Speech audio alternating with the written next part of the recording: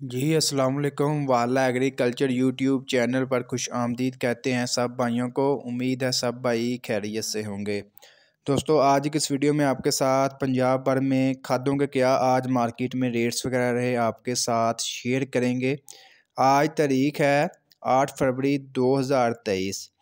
सबसे पहले बात करते हैं डीएपी के। डीएपी आज मार्केट में कम से कम 10,640, ज़्यादा से ज़्यादा 11,000 रुपये तक डीएपी आज मार्केट में फ़रोख्त हुई। इसके अलावा सोना यूरिया 3300 रुपये फ़ी बोरी के हिसाब से आज मार्केट में फ़रोख्त हुई। इसके अलावा सोना यूरिया जो गैर मुल्की है 2580 रुपये फ़ी बोरी। यूरिया ज़बरदस्त जो है 3550 रुपये फ़ी बोरी के हिसाब से फ़रोख्त हुई। गवारा पाक अरब जो है 2850 रुपये फ़ी बोरी। इसके अलावा गवारा पाक अरब आपको बताया फ़ी बोरी 2850 रुपये।